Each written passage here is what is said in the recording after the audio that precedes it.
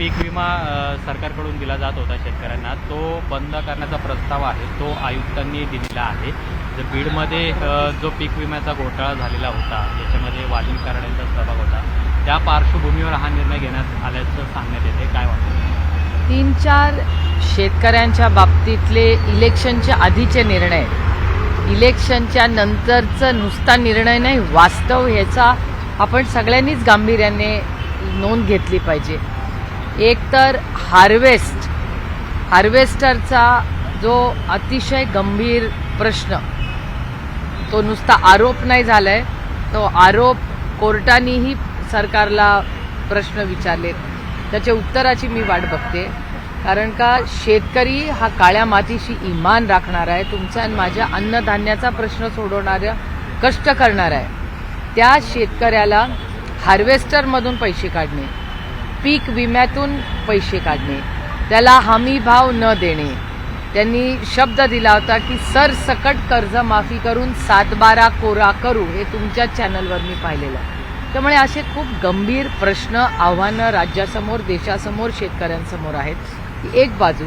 आणि दुसऱ्या बाजूला इकॉनॉमिक डिस्ट्रेस, महाराष्ट्र आणि देशावरचं कर्ज, त्याच्यावर जो इंटरेस्ट भरावा लागतो, भारताची इकॉनॉमिक सिच्युएशन, जगाची, त्याचा आपल्या देशावर इम्पॅक्ट, आज डॉलरचा भाव तुम्ही बघताय, त्याच्यानंतर ऑइल इम्पोर्ट्स, खूप कॉम्प्लेक्स ह्या गोष्टी आहेत, फार गंभीर ही विषय आहेत, राज्य आणि देशासमोर आव्हानं आहेत. त्यामुळे माझी अपेक्षा की एवढा मोठा मॅन्डेट आलेल्या सरकारनी ह्या विषयांवर बोललं पाहिजे.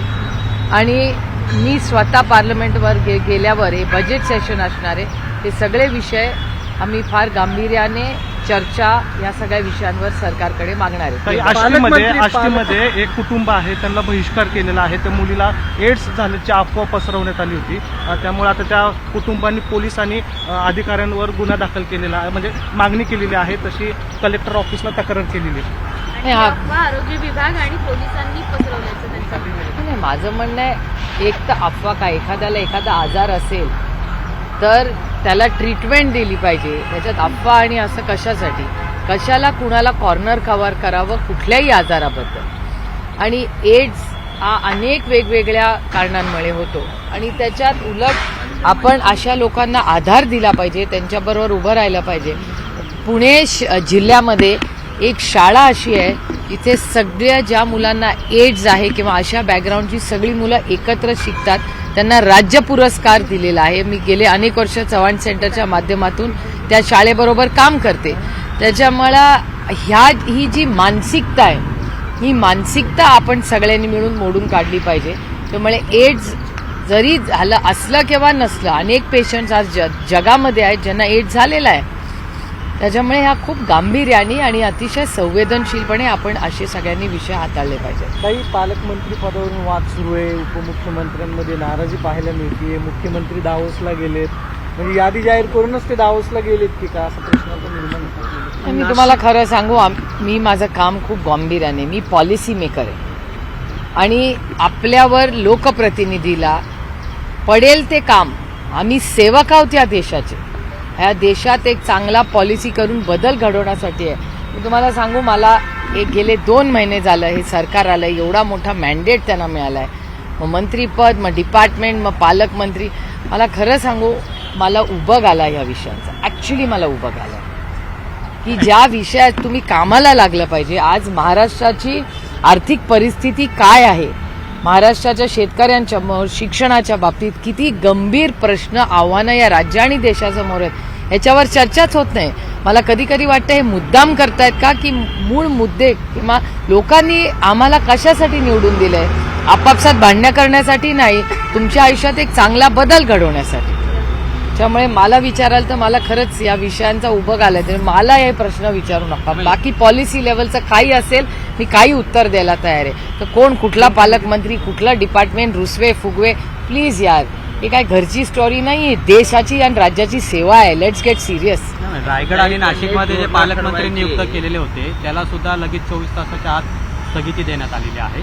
आणि दुसरं म्हणजे सहपालकमंत्री, हे जे काही आता नवीन धोरण आहे ते सुद्धा आलेलं आहे. तर नेमकं काय, त्याचा काय उपयोग आहे किंवा काय नेमकं? हे सरकार नुसतं अनकॉन्स्टिट्युशनल पोस्ट्स तयार करण्यामध्ये अगदी मला वाटतं संपूर्ण देशात सगळ्यात पुढं महाराष्ट्र असेल या बाबतीत. अनकॉन्स्टिट्युशनल म्हणजे ज्या पोस्ट आपल्या संविधानातच नाही अशा पोस्ट देण्यामध्ये आपला राज्य कदाचित एक नंबरला असेल देशात. मी असं मंत्र्यांची कधी नाराजी दूर करण्यासाठी हे दिलं जाते सहपालकमंत्री. तुम्हाला सांगू कसली नाराजी, एवढं मोठं मॅन्डेट तुम्हाला दिले, सेवा सोडून बाकी सगळं चाललंय हो राज्यात. हे किती अस्वस्थ करणार आहे. पॉलिसीवर का चर्चा होत नाही? पॉलिसीवर वाद झाले असते ना तर मला आनंद झाला असता की हरकत नाही, ही लोकशाही आहे, पण पॉलिसीवर वादच होत नाहीये, पॉलिसीवर चर्चाच होत नाही. 2 महिने झाले या सरकारने येऊन कुठली मोठी पॉलिसी केली? काल तर मला एक धक्कादायक गोष्ट वर्तमानपत्रात आलेली आहे, कालच्या इंडियन एक्सप्रेसमध्ये आलेली आहे की हेच सरकार होतं आधी, ह्याच सरकारनी मागच्या सरकारची स्पोर्ट्स पॉलिसीमध्ये एक टेंडर कॅन्सल केला. हेच सरकार मागच्या सरकारचं टेंडर, आता मागचेच पण यांचंच सरकार होतं ना 2.5 वर्ष, त्या 2.5 वर्षाच्या सरकारचं टेंडर यांनी कॅन्सल केलंय. आता हे किती चिंताजनक आहे. का टेंडर कॅन्सल केलंय याची इन्क्वायरी झाली पाहिजे. हार्वेस्टरमध्ये कोणी पैसे काढले याची इन्क्वायरी झाली पाहिजे. मी माननीय मुख्यमंत्री याची वाट बघते, मी जाऊन त्यांची गाठ घेणार आहे की बाबा हे तुमचंच आधी सरकार होतं, आत्ताही तुमचंच सरकार आहे, मग हे काय आहे, हे तुम्ही टेंडर्स कॅन्सल का करताय? याचा त्यांना सांगावं लागेल, त्यांच्या काही घरचे पैसे नाही आहेत, हे आपण सगळे टॅक्स भरतो त्याच्यातून हे होतं ना. बीडचे जे पालकमंत्री आहे ते अजितदादांकडे दिलेलं आहे. आता तरी बीडची परिस्थिती आहे म्हणजे कायदा सुव्यवस्था असेल किंवा इतर ज्या घटना असतील त्या कमी होतील असं वाटतंय तुम्हाला? बघूया ना काय होतंय. प्रत्येक गोष्टीवर रिॲक्शन देणं काय, अक्षय वेट अँड वॉच. अक्षय शिंदे यांचा जितेंद्र एन्काउंटर आव्हाड झाला. यांनी एक एक्सक्लुझिव्ह मुलाखतीत किस्सा सांगितला. धनंजय मुंडे पक्षात घेण्याची शरद पवारांची इच्छा नव्हती, घर फुटतंय असं गोपीनाथ मुंडेंना त्यावेळी सांगितलं होतं. एबीपी माझ्या एक्सक्लुझिव्ह मुलाखतीत त्यांनी सांगितलं. त्यांनी जर सांगितलं असेल तर त्यांना माहिती असेल बऱ्याच गोष्टी. 2019ला षडयंत्र रचलं. भुजबळ साहेब असे म्हणले की मग ते उद्धव ठाकरे काँग्रेसने तरी रचलं नाही आणि शरद पवार खरगे यांच्यात काहीतरी वाद झाला, बैठक संपली आणि मी म्हणालो की पुन्हा आपण उभारी घेऊ, पक्ष उभा करू. मात्र हे षडयंत्र कोण रचलं याचा शोध लागत नाही, ते आता मुंडेने सांगावं असं त्यांचं म्हणणं आहे. खरंच हे षडयंत्र होतं, काय होतं नाही? तुम्हाला खरं सांगू, मला ह्याच्यातलं फारसं माहिती नाही. एक दुसरं, मी इतिहासात इतकी रमत नाही, मी वास्तवतेत जगते. ते सगळं उगाळून तुमच्या आणि माझ्या आयुष्यात फरक पडणार आहे का?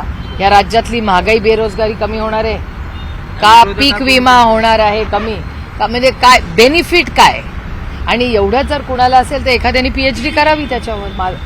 माझं म्हणणं आहे की मी लोकप्रतिनिधी या राज्यात हे 5 वर्ष लोकांची सेवा करण्यासाठी मला लोकांनी निवडून दिलंय, तू मेमे करण्यासाठी नाही हो माझ्या मतदारांनी मला दिलेलं. या पक्षासाठी हे नेरेटिव्ह सेट करण्याचा सत्ताधाऱ्यांचा प्रयत्न असू शकतो. नेगेटिव्ह काय होऊ शकतं? नेरेटिव्ह कसलं नेरेटिव्ह? आम्ही नेरेटिव्हसाठी नाही हो काम करत. आम्ही तुमच्या आयुष्यात चांगला बदल करण्यासाठी आमचा पक्ष काम करतो. सेवा, सन्मान आणि स्वाभिमान ह्याच्यासाठी आमचा पक्ष काम करतो.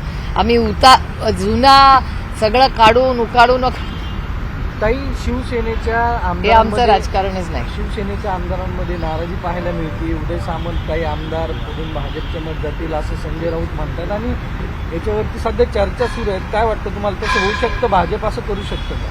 मला यातली फारशी माहिती नाही, कारण महागाई, बेरोजगारी, होणारा भ्रष्टाचार, कॅन्सल होणारे कॉन्ट्रॅक्ट्स, शेतकऱ्यावर होणारा अन्याय किंवा हार्वेस्टर झालेले खून, झालेले महिलांवरचे अन्याय, ही फार गंभीर विषय आज आव्हानं राज्याच्या आणि देशाच्या समोर आहेत. राज्याची इकॉनॉमी आणि असलेलं लोन आणि त्याच्यावरचं भरायला लागणारा इंटरेस्ट, त्याच्यातून राज्य पुढे कसं चालणार आहे आणि पुढे अनेक डेटा, हे माझं म्हणणं नाहीये, पार्लमेंटरी डेटा असं सांगतो की एक मॉनिटरी पॉलिसी असते, ती मॉनिटरी पॉलिसी इथून पुढे देशाची, राज्याची काय असेल, ही खूप मोठी आव्हानं आज राज्यासमोर आहेत. मला विचाराल तर हा राज्य आणि देश इज एन इकॉनॉमिक चॅलेंज. मी अजून क्रायसिस शब्द वापरत नाहीये, कारण काही सगळी माहिती आपल्याला पुढच्या बजेट्समध्ये येईल. पण साधारणपणे या देशाची जी मॉनिटरी पॉलिसी आहे किंवा जे फिस्कल डेफिसिट जे दिसतंय हे वाढतानाच दिसतंय, इन्फ्लेशन वाढताना दिसतंय. त्यामुळे ह्याच्यातून बेरोजगारी आणि महागाई वाढण्याची म्हणजे जे वाढतंय त्याच्यात आणखीन वाढण्याची शक्यता आहे. कारण का डॉलर आता लोक म्हणतायत, हे मी म्हणत नाही, आय रिपीट, की जे इकॉनॉमिस्ट आहेत, अर्थतज्ञ आहेत, ते म्हणतात 90च्या पुढेही डॉलर जाऊ शकतो. अशी जर परिस्थिती आली तर या देशासमोर खूप मोठी आव्हानं असणार आहे. काही अक्षय शिंदे याचा जो एन्काउंटर झाला त्याच्यावर आता पोलिसांवरच प्रश्नचिन्ह आहे, ते न्यायालयाने उपस्थित केलेलं आहे. ती चिंताजनक बाब आहेच. काल दिवसभर ती मी टीव्हीवरही पाहिली, आज सकाळी वर्तमानपत्रातही ती वाचली.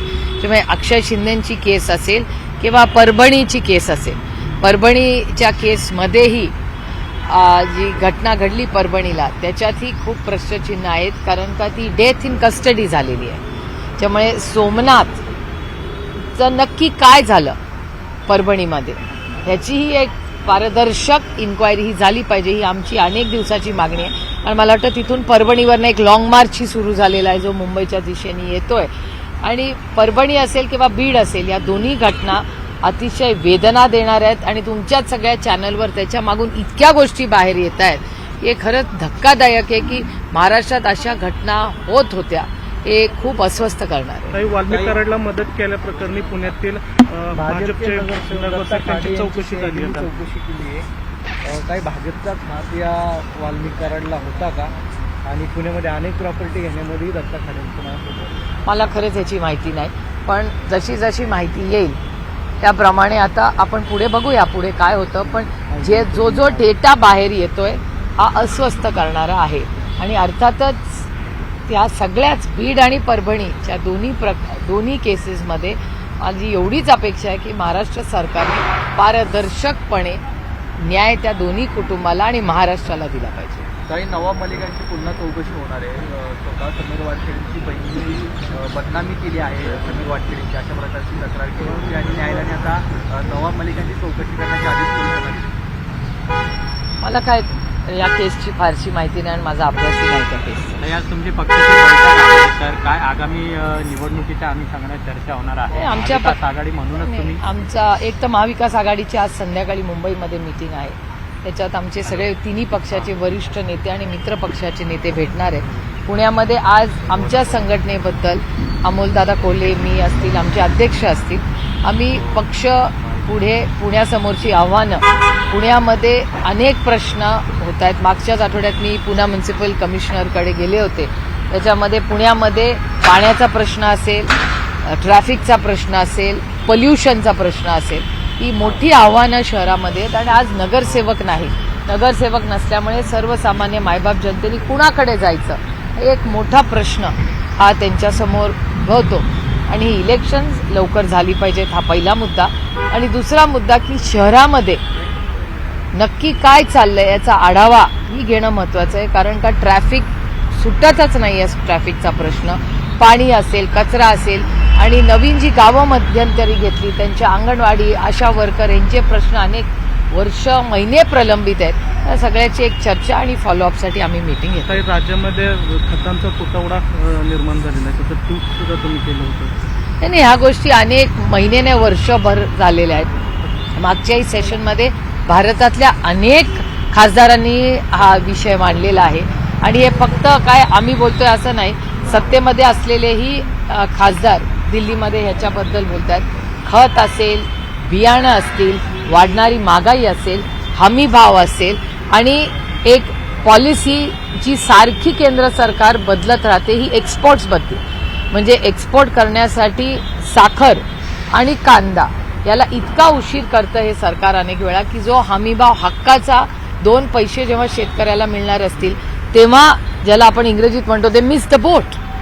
कारण का जेव्हा खरं तर तुटवता जगामध्ये असतो तेव्हा एक खूप मोठी संधी असते आपल्या शेतकऱ्यांना 2 पैसे कमवायची, पण तो पटकन निर्णय अनेक वेळा घेतला जात नाही. त्याच्यामुळे शेतकऱ्यांचं प्रचंड भारतात नुकसान सर, होतं.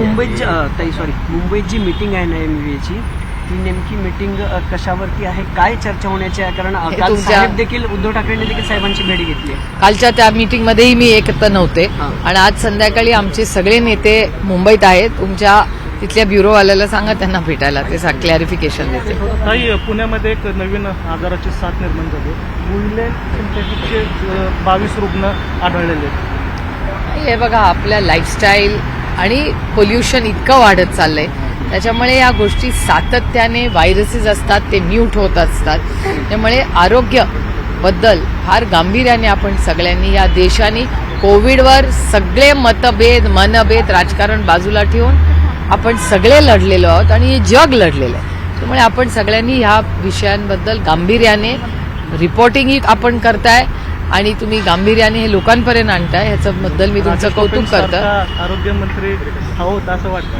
हो, अर्थातच राजेश, जेव्हा नुसता महाराष्ट्र नाही, भारताचा इतिहास लिहिला जाईल, त्याच्यात जेव्हा कोविडची नोंद आणि आरोग्यमंत्री म्हणून जेव्हा नोंद लिहिली जाईल, त्याच्यात राजेश टोपेंचं नाव हे सुवर्ण अक्षरात लिहिलं जाईल. हे मी म्हणत नाही, केंद्र सरकार पण म्हणतं. ताई, कोल्हापूरच्या पालकमंत्री पदावरून मी नाराजी नाट्य राष्ट्रवादीमध्ये पाहायला मिळत आहे. हसन मुश्रीफ असं म्हणतात की लोकांच्या मनातील मीच पालकमंत्री आहे, प्रतिक्रिया त्यांनी दिली. आपण थोडीशी चर्चा महागाई बेरोजगारीवर करूया का? महागाई, बेरोजगारी, भ्रष्टाचार ही खूप मोठी आव्हानं देशासमोर आहेत आणि चांगल्या पॉलिसींवर चर्चा करूया ना. आता पालकमंत्री कोण कुठे होणार इज नॉट माय बिझनेस बाबा. मी त्याच्यासाठी नाही निवडून आलेले, मी लोकांच्या आयुष्यात एक चांगला बदल करण्यासाठी सगळ्याच निवडून आले. मंत्र्यांना तेच पडलं पाहायला मिळतं. सगळ्याच मंत्र्यांना मला मिळालं नाही, तुला मिळालं. हे दुर्दैव आहे राज्याचं ना, की राज्याचं काम पुढे होण्यापेक्षा हे रोज तुमच्या चॅनलवर सिग्नल काय देतो आपण राज्यामध्ये सिग्नल इज नॉट अ पाण्याचा गुड थिंग. प्रश्न आहे. महापालिका 80 TMची पाणी मागते, पण जलसंपदा विभाग 16 TMचे पाणी येते. महापालिकेचं म्हणणं आहे की तो पाणी कोटा आहे तो ओढावा, पण जलसंपदा मंत्री राधाकृष्ण विखे पाटील असं म्हणाले की त्या सांडपाण्यावर प्रक्रिया करून तुम्हीच तुमच्या पाण्याची व्यवस्था करा, अतिरिक्त जो कोटा आहे तो वाढवून दिला जाणार नाही. त्यांनी जी सूचना केली आहे ती योग्यही आहे. On a very serious note, की आज इथून पुढे आपल्याला वाढती लोकसंख्या, आपली पाण्याची गरज आणि त्याचं मॅनेजमेंट ह्याच्यात फार गांभीर्याने हे विषय करायला लागेल. रिसायकलिंग हे करावंच लागेल. जगामध्ये रिसायकलिंग होतं, एवढे करोडो रुपये हे सरकार खर्च करत असतं, त्यातले काही निधी इथून पुढे रिसायकलिंगसाठी करावाच लागेल. आता पाणीचं सरप्लस आहे, पाणी आहे असं सरकार सातत्याने म्हणते. तर पाणी आहे तर त्याला काय हरकत आहे, पण रिसायकलिंगची जी सूचना आली आहे ती अतिशय योग्य आहे. ऊर्जा विभागामध्ये जवळपास 99 कोटी थकीत आहेत, म्हणजे वीज बिल आहे ते भरलेलं नाही आणि त्यामुळे ऊर्जा विभागावर सुद्धा याचा अतिरिक्त भार आहे तो पडताना पाहायला मिळते. ऊर्जा मंत्री स्वतः देवेंद्र फडणवीस आहेत मुख्यमंत्री, तर हे एक आव्हान आता सरकारसमोर असणार आहे, वीज बिल वसूल करायचं. हे वसूल कशाला, बरंचसं मोफतच दिलं ना इलेक्शनमध्ये सरकारने मोफतच वीज दिली होती. त्याच्यामुळे जेव्हा त्यांनी वीज फुकट देऊ असं सरकारने सांगितलं असेल, इकॉनॉमिक प्लॅनिंग केलंच असेल ना त्यांनी काहीतरी. आता कसं, आता त्यांना वीज फुकट द्यावीच लागेल, कारण का त्यांची कमिटमेंट आहे. त्यांनी काय सांगितलं होतं, वीज बिल देऊ, भगिनींना 2100 रुपये देऊ, 7-12 कोरा करू, या सगळ्या गोष्टी सरकारने केल्या पाहिजेत, कारण का त्यांनी कमिटमेंट्स केलेले आहेत त्यासाठी. आता पुण्याचे पालकमंत्री झाले आहेत, तर काय आता यापुढे तुम्ही पुण्याचे प्रश्न पुढच्या बैठकीमध्ये राधाकृष्ण मांडणार? बघू आता त्यांनी डीपीटीसी वगैरे बोलवतीलच ना. आणि नॉर्मली मी डिपार्टमेंट वाईज पत्र लिहित असते प्रत्येक मंत्र्याला, आणि माझ्या मतदारसंघात जास्ती PWD, PMC आणि नॅशनल हायवेज वगैरे असे खूप प्रश्न येतात. आणि शेतकऱ्यांचे जे येतात ते शेती मंत्री आणि केंद्र सरकारशी निगडीत जास्त असतात आमचे, कारण हे सगळं तिथूनच म्हणजे केंद्र सरकारमधूनच हे सगळे जे एक्सपोर्ट्सचे निर्णय असतात किंवा या सबसिडीज असतात. आणि कालच मी जे बोलणार आहे माझ्या पार्लमेंटच्या भाषणामध्ये, की माझ्याकडे एक व्हिडिओ क्लिप आली आहे की महाराष्ट्राच्या शेती मंत्र्यांनी असं स्टेटमेंट केलंय की बरेचशा स्कीम्स ठेवायच्या आहेत पण केंद्र सरकार पैसे देत नाही, म्हणून महाराष्ट्र सरकार ते इम्प्लिमेंट करू शकत नाही, असं तुमच्याच एका चॅनलवर काल बातमी आली आहे. मग अर्थातच हा इश्यू खूप गंभीर आहे, तो पार्लमेंटमध्ये रेज करणार आहे की महाराष्ट्रावर केंद्र सरकार का अन्याय करते, जी सबसिडी शेतीची यायला पाहिजे ती का वेळेवर येत नाहीये. वाल्मिक कराड यांच्या संपत्ती पुणे, पिंपरी चिंचवड, सोलापूरमधील बार्शी तालुक्यामध्ये सुद्धा मोठ्या प्रमाणात आढळून आलेली आहे. त्याची इन्क्वायरी आता कोर्टाचीही चाललेली आहे आणि त्यामुळे माझी अपेक्षा आहे की जी काही इन्क्वायरी व्हावी, बीडच्या केसमध्ये असेल किंवा परभणीच्या केसमध्ये असेल, ती पारदर्शकपणे व्हावी. आता हार्वेस्टर्सचा जो उल्लेख तुम्ही सगळ्यांनी केला, त्या हार्वेस्टर्सची जी केस चाललेली आहे त्याच्यात कोणीही घाबरू नये, कारण का शेवटी शेतकऱ्याला जर कोणी पैसे मागत असेल हार्वेस्टरसाठी, किती दुर्दैव आहे. थँक्यू.